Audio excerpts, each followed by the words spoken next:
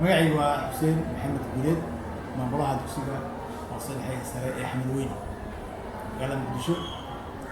haddaan ka hadlo mawduuca ku saabsan manhajka cusub ee wasaaradda waxbarashada ay soo saartay ee loo soo saaray wax lagu baro ardayda Soomaaliyeed, runtii waxa aad baan u soo dhaweynaynaa. faa'iidooyin badanna waa u leeyahay. faa'iidooyin u leeyahay ardayga wax baranaya, macallinkii wax barayay, maamulkii waa asaguna arrintaas ka shaqeynayay, waalidkii ilmaha wax loo barayay, iyo guud ahaan dalkaba wuxuu u leeyahay faa'iidooyin. ardaygu wuxuu ka faa'iidayaa inuu helo manhaj la heli karo oo aad mutawafir u ah oo kasoo heli karo magaalada buuggii u baahdo. wuxuu helayaa manhaj midaysan oo asaga iyo ardayga kale ee saaxiibkiisa iskool kala dhigta ay isku cashir yihiin wada soconayaan. wuxuu helayaa maalin amaha kamid hadduu iskoolkii uu jooga ka bedesho iskool kale u tago inuu duruusiisii oo meeshii maraysa uu kala qabsan karo. wuxuu helayaa ardaygu arday ay wax isla akhrisan karaan, oo waxaa laga awaawir dhici jirtay in ardayga iskoolkan dhigta iyo kan aysan waxba isla akhrisan karin maadaama ay kala duruus yihiin. marka hadda arday waxba isla akhrisan karaan fanfooradahu ardayda fasalada dugsiga oo dhan ayagoo iskoola kala duwan kala joogay wax isla akhrisan karayaan. taas waxay sahlaysaa marka in ardaygii uu wax badan kala faa'idi karaan. waxay faa'iideynaysaa ardaygu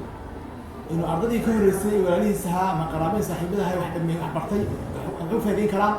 maadaama manhajku uu midaysan yahay oo wax soo barteen. ayadoo shalay laga yaabay ardaygan iyo kii hore laba iskool kala baxay inay laba manhaj kala wataan oo laba buug kala wataan, manhajkan uusan barbar ka hayn ardayga kale. arday marka faa'iido badan ayaa ugu jirta. haddii qaybta luqadda laga fiirshay xagga Soomaaliga loo soo badiyay dugsiga hoose dhexe Soomaaliyana wuxuu aad u fududeynaya ardayga fahamkiisii inuu fahmo waxa ardaygu ka hadlaya darsiga uu fahmo, su-aasha macallinka weydiiyey uu fahmo, layliga uu fahmo, midkii imtixaanka laga weydiiyana uu si sahlan u garto. macallinka iyo maamulka wuxuu u leeyahay faa'iido. macallinka faa'iido u leeyahay, wuxuu leeyahay manhaj habaysan oo israacsan oo dugsi hoos ilaa dugsi sare isku xiran, oo ardaygii hoosta ka soo bilaabay dugsi sare maraya uu yahay arday dhisan oo wixii uu soo maray iyo buuggan meesha uu maraya isla jaan qaadayaan. meesha laga yaabo awal in ardaygu uusan duruusta noocaan oo soo arkay, wax kale soo arkay, manhaj maado kale waddan kale ku soo bartay, arday dhowr iskool kasoo kala bedelatay, markay isku yimaadaan ba uu thaqaafo gooniya iyo fikir gooni u watay, isfahansiisku inuu adkaa. laakiin hadda ay sahlaananayso ardaygii macallinka inuu dadkii wax fahansiiyo, uu diyaarsi ardaygu macallinka uu wax diyaarsan karo maadaama buugtii ay sahlan yihiin, meel walba yaalaan, isku nidaamsan yihiin. macallinku sidiisa hal iskool kaliya ma shaqeeyo. hal yaaba iskoolka maanta beri iskool kale laga yaaba sanadkan hadduu iskoolkan ka shaqeeyo sanadkan uu iskoolka dambe cusub uga tagayo wuxuu ka shaqeeya wuxuu helayaa buuggii dara uu soo dhigay. laga yaaba daraad in mid carabiya uu dhigayo maanta markuu iskoolka tagaan yahdo mid ingiriisaan ku dhignaa. marka hadda waxa u sahlanaysa macallinkii inuu buuggii uu la jaan qaado, in muxuu ahaa baalkii ii sheeg uu qabsado buuggii isfahmaan oo darsigii markuu maanta sanadkan diyaariyo sanadba buuggii u yaqaanay ayuu dhigayo. waxaa kaloo waalidku wuxuu ii sheeg baalkii u faa'iideynaysaa waalidkii faa'iido u qaba oo og waxa ardaygooda la barayo. awal waalidku iskool baanta isaga dirsanayay ma og wax la baray sida buugoonaa ma caddayn manhajka la qaadanayo, buwaagta uu qaadan doonaa iskoolkaas u dhigi doonaa si gooniya umaana caddayn. ma mid isaga iskool u gooniyaha, mid laba iskool dhigtaa, midka carabiga, midka kiyana ma oqon. hadda waalidku wuxuu ogyahay ardayga maxaa la baraya, ardaygii maxaa la baraya, maxaa la baray oo la soo barana uu yahay sababta maqararka uu yaallaa, manhajka uu yaallaa, waa loo jeedaa wuxuu yahay oo wax la isla ogyahay oo meel kasta uu ku kaca. guud ahaan dee waddankana waxaa ka dhacaysa faa'iido leeyahay wuxuu leeyahay isla jaanqaad, si dib la isula jaan qaadaya, ardaydii hal fikir ayay qaadanayaan. bahalkii muxuu ahaa ardaygu wixii u bartay yaa wax cad oo la yaqaano ah. waxaa jira isla socod guud oo ardaydii ay isla socoto oo si guud hal imtixaan la wada qaadaa uu sahlan yahay oo bahalkii muxuu ahaa waxaa jira oo ka soo baxaya fikir guud oo ku saabsan fikir guud ayaa soo baxaya ardaydu isku meel ujeedaan hal siyaasad ay ka duulayaan maadaama manhajku uu ka turjumayo siyaasadda waxbarashada ee wasaaradda u degan. ardaygii kusoo baxa dugsi dhexe ilaa si sare uga soo baxa waa arday meel loo jiheeyey, jihadii loo rabana kusoo baxaya. meesha awal laga yaabay in ardaydu ay kusoo baxaan jihooyin kala duwan oo midba uu waddankiisa fikir gooni thaqaafo gooni la imaanayo waxaa soo baxaysa jiil isku dhinac ujeeda waa marka intaas ayaan ka dareemayaa baalkii waxaan kusoo koobayaa way kala badan yihiin faa'iidooyin laakiin isaan kusoo koobaya waxay kala duwan yihiin runtii farqi aad u weyn ayaa kala dhexeeya waxay soo leedahay kafee kala dheeri waxyaalaha soo sheegay faa'iidooyinka cagsigooda ay ahay tusaale maxaan kala jeedaa waxaa la dhigi jiray manhaj kala duwan oo wadamo kala duwan leh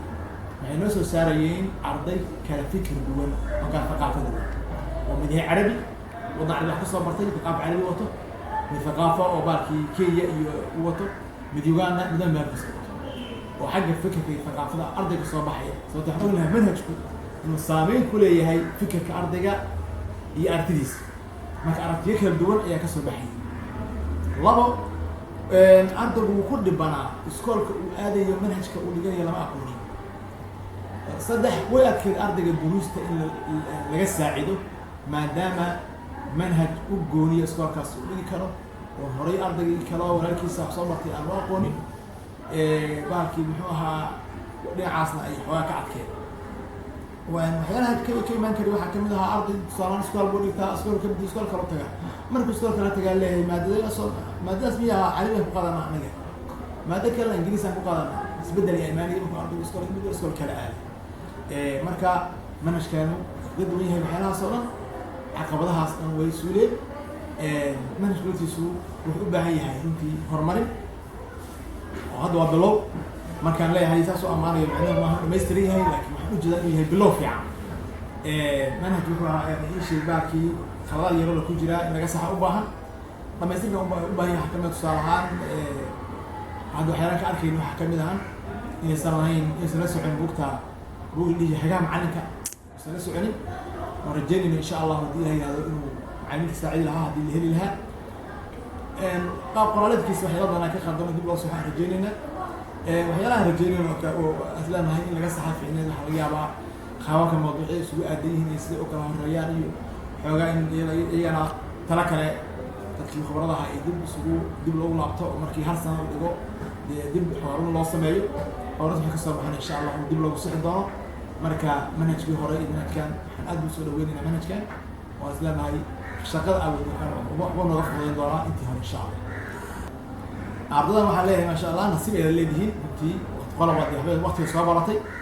qolob waxbay dadkeena hadda jooga dadaha soo bartay waqtiga hore dowladdii xoog badan ay joogtay iskoolaadku ay lacag la-aanta ahaayeen iyo waxbarasho ay tayada lahayd qolo anigu aan kamid ahay waxaan kusoo aadnay waqtiga burburka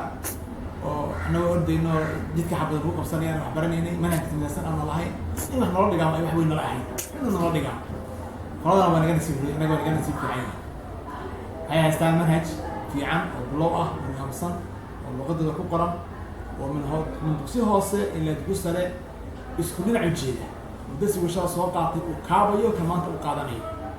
kan maanta u qaatayna uu dhamaystiru yahay kii darad u qaatay marka waxaan leeyahay ardadaas ka faa'iidaysta iska ilaaliya wax walba waxbarashada dibka ka dhigaya iska ilaaliya manhajka waxaa la yidhahdaa hadda waddankana ka jira oo adeedo ardaygu fasal ka buudo fasal kalu aad taas kale iska ilaaliyaan oo ay manhajkan dhamaystiran si isku xigta u qaataan si ugu soo baxaan arday meeshii laga raba yimaada sababtoo manhajkan dugsiga koowaadka ilaa iyo 12aad waxyaalo isku xiga ayuu samaynayaa silsilad isku xiran waa haddaad silsilad iska boodo meesha aad ka booday berri waxay kaa noqonaysaa meel kaa bannaan oo soo buuxinteeda kugu adkaato sida daraaddeed ardaydu inay ilaaliyaan silsiladda waxbarashada iyo jaranjarada inay ilaaliyaan inay ka faa'iidaystaan buugta in aan lagu dheelin oo manhajku runtii wuxuu yahay wax qarash badan ku baxay ardaygu buugga aa maanta heshay ka faa'iidaysto adoon jeexin adoon halaynin meel dhig berri kan kaa dambeeya si wax ugu barto kii walaalka ahaa kii qaranaha kii saaxiibka wax ku barto waa runtii maadaama aan dareemayno dee manhajku in muddo noo sii shaqeynayo waxaan rabnaa halkii manhajba in wax ku baran karaan 10 arday oo kala duwan si dareenka laga faa'iidaysto maasha Allah. Assalamu calaykum waraxmatullaahi